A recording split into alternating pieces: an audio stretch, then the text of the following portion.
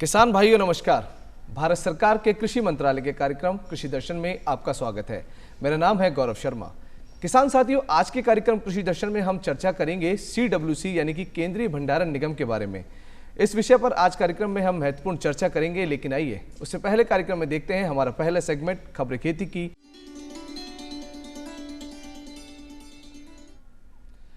किसान भाइयों, कार्यक्रम में एक बार फिर से आपका स्वागत है। किसान साथियों, किसी भी देश के खाद्यान्न को संजो कर रखना उस देश के बेहतर भविष्य के लिए बेहद ज़रूरी है। और देश के लिए यानी कि हमारे जितने भी जो देश के किसान भाई हैं, उनके लिए जन जन के लिए भंडारण के मूल मंत्र के साथ भारत सरकार का उपक्रम केंद्रीय भंडारण निगम काम कर रहा है। और ये जो भंडारण निगम है, केंद्रीय भंडारण निगम जो है, वो हमारे किसान भाइयों के लिए किस प्रकार से कार्य करता है, किस प्रकार से इनकी कार्यशैली है, इन तमाम बातों पर कार्यक्रम में आज हम चर्चा करेंगे। और इस विषय पर चर्चा करने के लिए कार्यक्रम में आज हमने आमंत्रित किया है प्रिंस कुमार जी को, जो कि स्टेट हेड हैं केंद्रीय भंडारण निगम। प्रिंस कुमार जी, आपका हमारे कार्यक्रम कृषि दर्शन में बहुत बहुत स्वागत है सर। धन्यवाद सर। आज हम बात कर रहे हैं CWC के बारे में, यानी कि सेंट्रल वेयर हाउसिंग कॉर्पोरेशन, केंद्रीय भंडारण निगम के बारे में। तो सबसे पहले हम आपसे ये जानना चाहेंगे हमारे दर्शक की केंद्रीय भंडारण निगम जो है ये क्या है सर, और इसका मूल उद्देश्य क्या है, ये किस प्रकार से कार्य करता है, खेती किसानी को और बेहतर बनाने के लिए हमारे किसानों के लिए किस प्रकार से कार्य करता है। केंद्रीय भंडारण निगम भारत सरकार का एक सार्वजनिक उपक्रम है जिसकी स्थापना 2 मार्च 1957 को हुई थी। जैसा कि आप सभी को विदित है, 1947 इंडिपेंडेंस के बाद एक हमारे जो भारत है कृषि प्रधान देश है, तो उसमें ये देखा गया कि भाई कृषि प्रधान हमारी उपज तो बहुत सारी हैं, पर उनको हम संजो के रखेंगे कहाँ, उनके भंडारण की व्यवस्था का एक चैलेंज था। तो उसके लिए केंद्र सरकार ने एक एक्ट पास किया, वेयर हाउसिंग कॉरपोरेशन एक्ट, और उसके तहत केंद्रीय भंडारण निगम और राज्य भंडारण निगम की व्यवस्था की गई। तो उस टाइम पे ये डिसाइड किया गया था कि जो बड़े बड़े डिस्ट्रिक्ट लेवल पे जो वेयर हाउसेज होंगे वो केंद्रीय भंडार के होंगे, उसके बावजूद ब्लॉक लेवल पे जो होंगे वो राज्य भंडारण के होंगे, और जो छोटे छोटे वेयर हाउसेज जो ग्रामीण लेवल पे होंगे वो कोऑपरेटिव सोसाइटीज के होंगे। जिससे क्या कि जो हम मेजर जो हमारा एरिया है उन सब को हम कवर कर सकें। और शुरुआत में हमने 7 वेयर हाउसेज के साथ स्टार्ट किया था 1957 में। उसके बावजूद आज हमने इतना एक्सपेंशन किया है, आज के दिनांक में हमारे पास 900 प्लस वेयर हाउसेज हैं, और 900 plus warehouses across India है। जिसमें से राजस्थान प्रीपेक्स में हम बात करें तो राजस्थान में हमारे 63 वेयर हाउसेज हैं, 63 वेयर हाउसेज हैं, और 63 वेयर हाउसेज के जरिए हम राजस्थान के जो पूरा इंफ्रा है, जिसमें ई-कॉमर्स मान लो, किसानों को मान लो, हम सभी का माल संजो के रखे हुए हैं जी। तो ये तो आपने बताया कि आप किस प्रकार से किसान के हितों के लिए कार्य कर रहे हैं। ये सर आपने बताया कि CWC किसानों के लिए और एग्रीकल्चर में किस प्रकार से कार्य कर रही है। अब आपसे ये जानना चाहेंगे कि CWC यानी कि केंद्रीय भंडारण निगम की जो कार्यशैली है वह किस प्रकार से रहती है।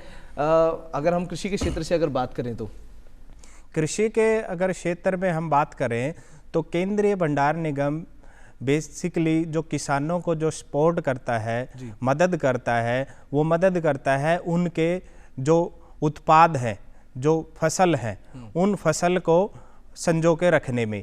केंद्रीय भंडारण निगम जो है एक साइंटिफिक वेयर हाउसिंग प्रोवाइड कराता है। साइंटिफिक मतलब वैज्ञानिक आधारित। वैज्ञानिक आधारित में क्या है कि उसको कोई क्वालिटी डिटोरिएट ना हो, और उसका लॉन्ग ड्यूरेशन के लिए कैसे हम संजो के रख सकते हैं, उन सब चीज़ों का हम ध्यान रखते हैं। और उनका टाइम टू टाइम प्रिजर्वेशन, क्या केमिकल ट्रीटमेंट होना चाहिए, क्या नहीं होना चाहिए, जैसे हर मौसम पे डिपेंड करता है उनका ट्रीटमेंट पे। दूसरी चीज़ क्या है, अगर कृषि क्षेत्र से अगर हम बात करना चाहें तो हमारे पास जो किसान भाई हैं, FPOs है, फार्मर प्रोड्यूसिंग ऑर्गेनाइजेशन है, या मान लो कोई ट्रेडर्स हैं, उनके कृषि उत्पाद हमारे यहाँ पे हम रखते हैं।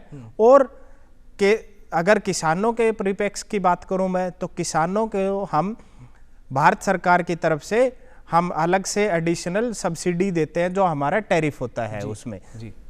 तो ये तो आपने बताया कि किस प्रकार से आपकी कार्यशैली है।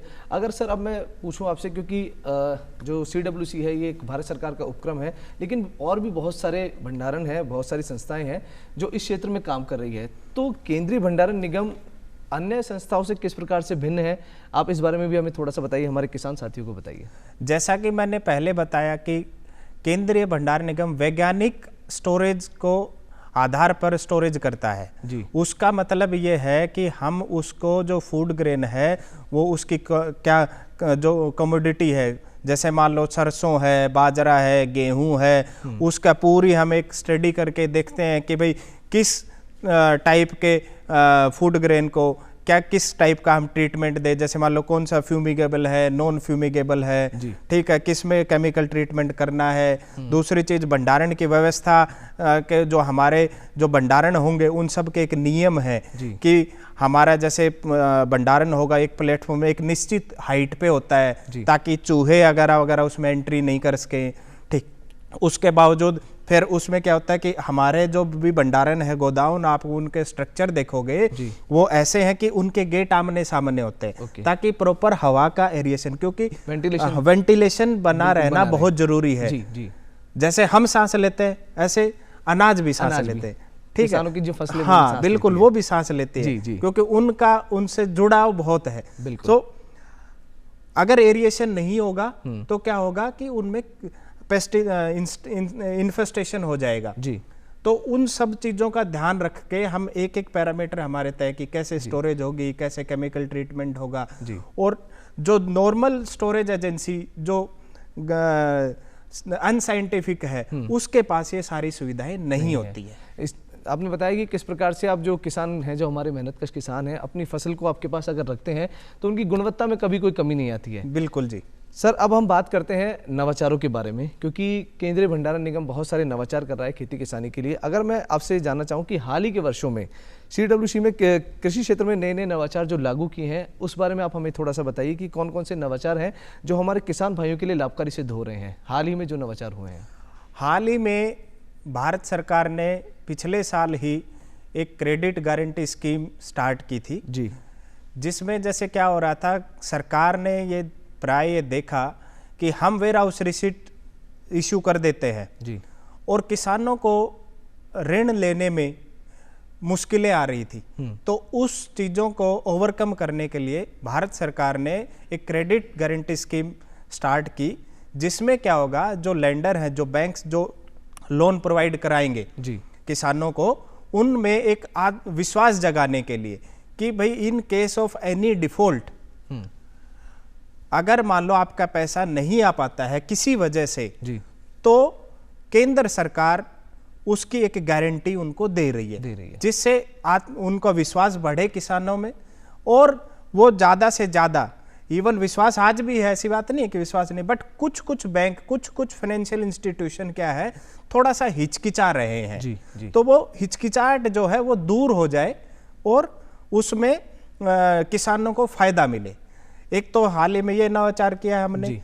दूसरा, हमने किसानों का लिए टैरिफ जो हमारे पहले से भी था, हम उनको सब्सिडी भी देते हैं। हमारे यहाँ पे जैसे वेयर हाउस भंडारण शुल्क हम जो वसूल करते हैं उसमें किसानों के लिए एक स्पेशल रिबेट रहती है, रियायत रहती है, रियायती दामों पर हम भंडारण व्यवस्था उनके लिए करते हैं। और जैसे ही हमने उनके लिए भंडारण व्यवस्था के लिए, भंडारण व्यवस्था में अकेला मतलब ये नहीं है कि वो रख दिया हमने जी, उसका मतलब ये है वो जैसा आपने हमें दिया हम आपको वैसा ही वापस देंगे। पूरा रख रखाव उसका केमिकल ट्रीटमेंट वगैरह क्या करना है, क्या नहीं करना है, सब कुछ वो हम करते हैं जी। सर अब सर बात आती है, क्योंकि ये जो आज का दौर है ये डिजिटल दौर है, हम बात करें जो अभी का एनवायरनमेंट है वो थोड़ा सा हाईटेक हो गया है, तो अगर डिजिटल तकनीक या सॉफ्टवेयर की जैसे अगर हम बात करें तो इसके इस्तेमाल से भंडारण जो प्रक्रिया है आपकी, इसमें क्या क्या बदलाव आए हैं, क्या क्या पहले चैलेंजेस थे,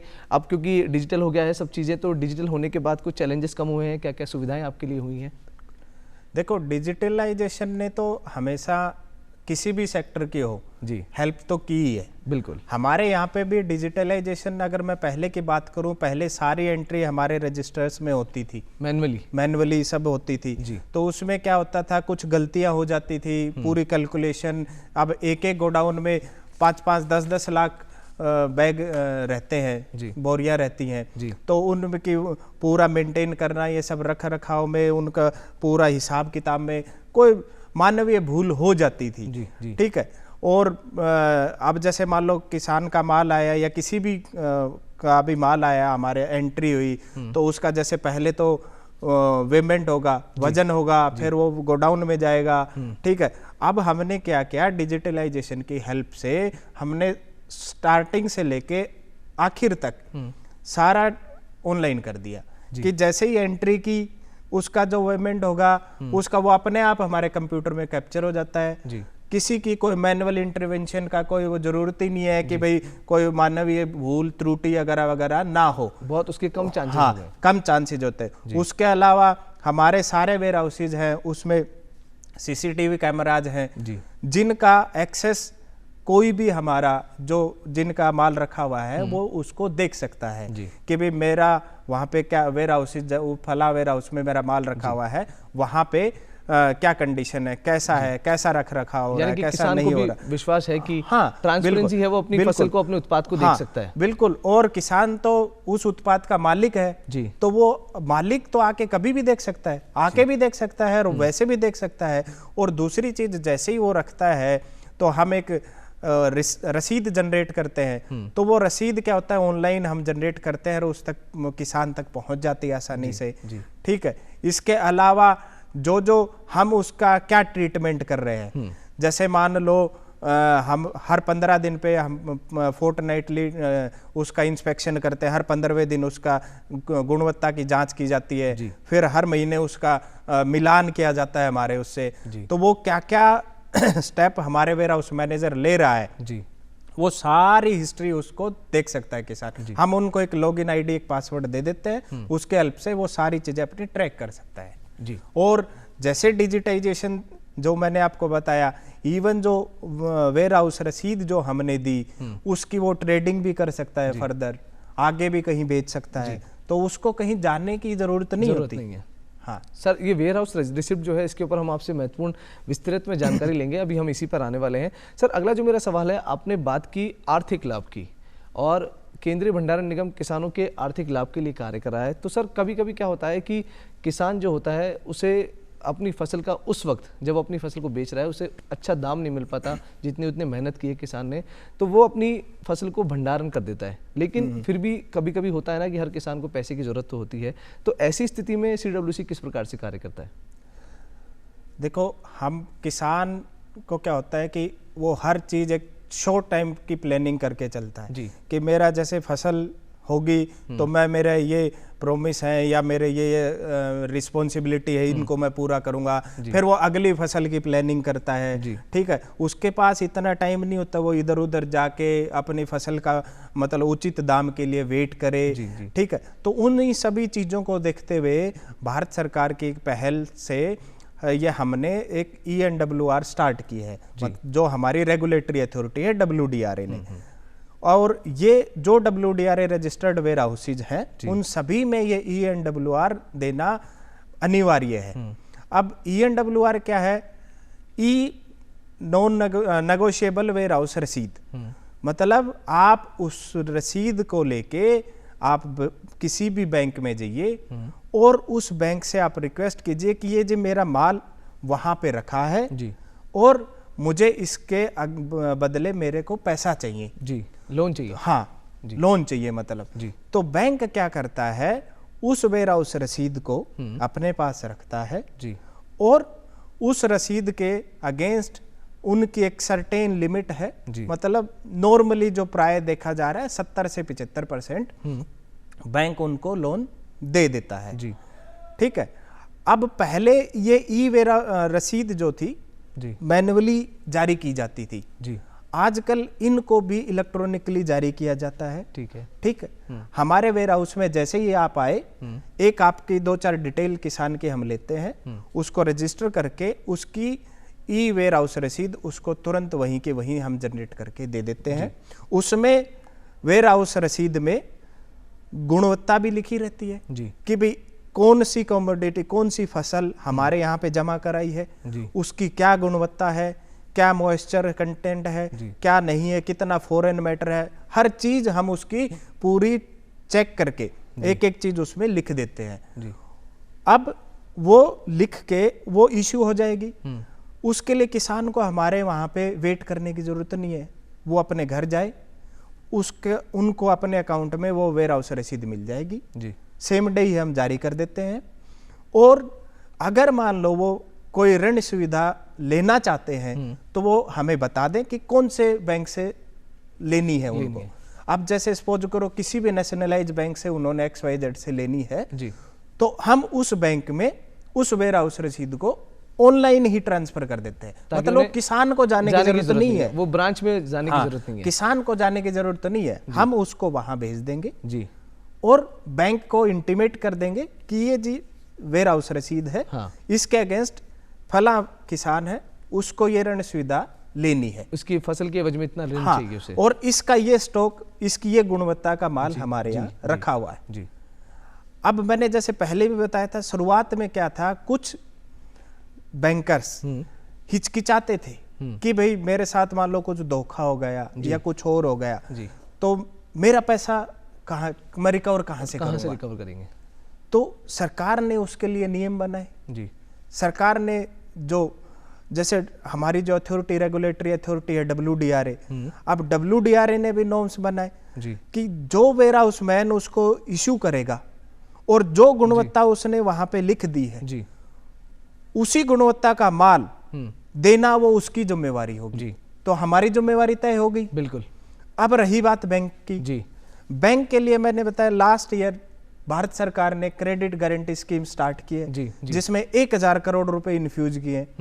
अब वो पैसे केवल ऐसे कोई डिफॉल्ट है, ऐसे कोई केसेस मान लो कुछ होंगे हल्का फुल्का इक्का दुक्का, उनके लिए है वो, ताकि एक जो बैंकर्स हैं, जो लैंडिंग इंस्टीट्यूशंस हैं, उनमें एक विश्वास जगे कि भाई मेरा पैसा सुरक्षित है जी। प्रिंस कुमार जी, उनका अनाज भी रखा हुआ है और भारत सरकार की भी एक मेरे को गारंटी मिल रही है बिल्कुल। तो बैंक तुरंत वो उसी टाइम जनरली सेम डे या 1-2 दिन में उन किसान को वो बैंक ऋण मुहैया करा देंगे, क्योंकि उन्हें भारत सरकार की गारंटी मिल चुकी है। बिल्कुल बिल्कुल। सर, ये तो आपने बताया कि किस प्रकार से जो केंद्रीय भंडारण निगम है किस प्रकार से किसानों के हित के लिए कार्य कर रहा है।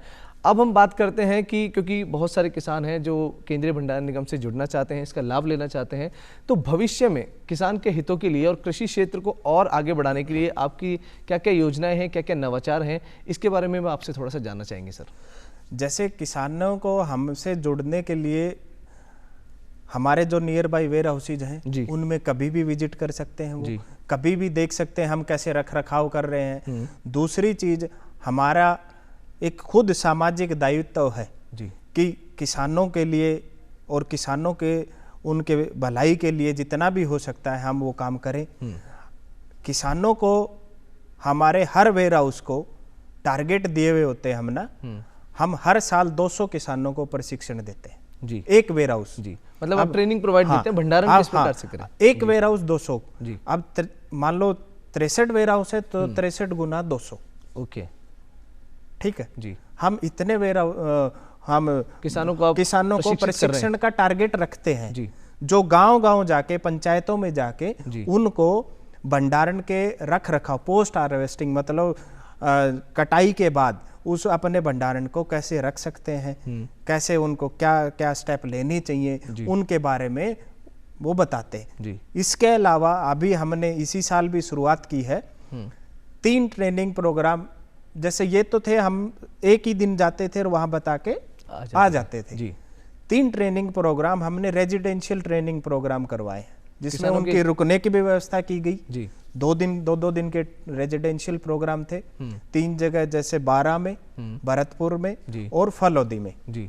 जो दूर के किसान थे उन सब के लिए उनको रुकने की व्यवस्था की, उनका खाने का वो किया, बाहर से एक्सपर्ट को भी बुलाया गया और उनको हमारे सामाजिक दायित्व के तहत उनको कुछ स्टील के बीन्स भी डिस्ट्रीब्यूट किए कि अपने जो इस ये भंडारण अपना कुछ छोटा मोटा कुछ छोटा भंडारण अगर कोई भी किसान भंडारण करता है घर पे करने अपने, के लिए जी। वो फ्री ऑफ कॉस्ट हमने Free of की, cost, हाँ। ताकि मतलब एक लोगों में उत्साह बने और ज्यादा से ज्यादा किसान आए और हमारी जो इन स्कीमों का है वो फायदा लाभ ले सकें, उठाए। जी जी जी सर। जी प्रिंस कुमार जी, अब क्योंकि बहुत महत्वपूर्ण जानकारी आपने हमको दी है आज सेंट्रल वेयर हाउसिंग कॉर्पोरेशन के बारे में, CWC के बारे में, अब जो हमारे किसान भाई हैं, हमारे दर्शक हैं, कार्यक्रम कृषि दर्शन को देख रहे हैं, इनके लिए क्या संदेश है सर केंद्रीय भंडारण निगम की तरफ से? हमारे तरफ से यही संदेश है, जैसे अभी आगामी फसल आ रही है रबी की फसल, तो उसमें केंद्र सरकार की जो MSP पे जो प्रोक्योरमेंट होनी है, जिसमें राज्य सरकार की एजेंसी जैसे राजस्थान में राजफेड प्रोक्योरमेंट करती है दलहनों का जी। और गेहूं का FCI करती है और NCCF और नेफेड भी करती हैं। सो वो जो प्रोक्योरमेंट कर रहे हैं उसमें अपना बढ़ चढ़ के जो भी अपनी MSP पे हमें फसल यहाँ हमारे यहाँ जमा कराएं जी। जिससे क्या होगा, उनको उन फसल का उचित मूल्य मिलेगा। जी। और दूसरी चीज, वो फसल जमा कराते टाइम 2-4 चीजों का ध्यान रखें। जैसे क्या आता है कि मॉइस्चर कंटेंट, नमी मतलब जिसे बोलते हैं, नमी नहीं होनी चाहिए, क्योंकि किसान कई बार क्या करता है कि उसको इतना पता नहीं होता जी। वो अपने जैसे ही फसल निकली वो अपने मंडी में पहुंच जाते हैं। अब वहां जाके क्या कहते हैं, साहब इसमें नमी ज्यादा है जी। कोई कहेगा इसमें मतलब फॉरेन मैटर ज्यादा है जी, कोई कुछ कहेगा, तो उसी के लिए आप पहले से ही उनके सावधानी बरते। अब वहां जाके आपका माल जमा नहीं होगा, फिर वापस आओगे तो किसान उसमें परेशानी होती है जी। तो उन परेशानियों से बचने के लिए इन चीजों का जो है वो पहले से ही एहतियात तौर पे बोल ले। इसके अलावा अब जैसे किसानों का जो माल बचा, अब MSP में तो सरकार की एक लिमिट है कि जैसे दलहनों की मैं बताऊं 40 क्विंटल है या 25 क्विंटल, एक लिमिट तक पर किसान टोकन जनरेट होते हैं। उसके बावजूद भी उनका किसान को अगर अपनी फसल का लग रहा है कि उचित दाम नहीं है और मेरा बढ़ा हुआ दाम मुझे मिलना चाहिए तो उसके लिए हमारी भंडारण एजेंसी है, CWC है, राज्य भंडारण निगम है, उसमें आए और हमारे यहाँ पे माल जमा कराएं, जिससे क्या होगा कि उनको अपने उपज का अच्छा माल मिलेगा और अपनी आर्थिक स्थिति को मजबूत कर पाएंगे। और जैसे ही उनको ये लगे कि भाई ये मान लो हम अब उचित दाम आ गया तो उनकी वो ट्रेडिंग कर सकते हैं। दूसरी बात एक मैं बताना और चाहूँ, ट्रेडिंग के लिए अब किसान को कहीं जाने की जरूरत नहीं है। उस ENWR को वो ऑनलाइन बहुत सारे ट्रेडर्स हैं उनको बेच सकता है, ट्रांसफर कर सकता है, मीन्स वो ट्रांसफर हो जाती है, ट्रांसफरेबल है वो ENWR। तो उसके लिए आपको कहीं जाने की जरूरत नहीं, आप उससे अपने पैसा लो और अपनी ENWR ट्रांसफर। बिल्कुल, तो बहुत अच्छी प्रिंस कुमार जी आज अपने कार्यक्रम में हमें जानकारी दी। किसान साथियों, ये थे कार्यक्रम में आज हमारे साथ प्रिंस कुमार जी जो कि स्टेट हेड हैं, आज थे हमारे बीच केंद्रीय भंडारण निगम से। हम आशा करते हैं कि आज का कार्यक्रम आपको पसंद आया होगा और केंद्रीय भंडारण निगम से सभी किसान भाई जुड़कर अपनी लाभ को और बढ़ाएंगे, अपनी आर्थिक स्थिति को मजबूत करेंगे। अगर आप हमसे जुड़ना चाहते हैं या कार्यक्रम के प्रति हैं आपके कोई सुझाव, तो किसान साथियों आप पत्रों के माध्यम से हमसे जुड़ सकते हैं। हमारा पता है कृषि दर्शन, DD राजस्थान, दूरदर्शन केंद्र, जानाना डूंगरी, जयपुर। आप हमें ईमेल भी कर सकते हैं, हमारा ईमेल एड्रेस है krishidarshanjaipur@gmail.com। प्रिंस कुमार जी, कार्यक्रम कृषि दर्शन में पधारने के लिए और केंद्रीय भंडारण निगम पर इतनी विस्तृत और महत्वपूर्ण जानकारी देने के लिए आपका बहुत बहुत धन्यवाद सर। धन्यवाद जी।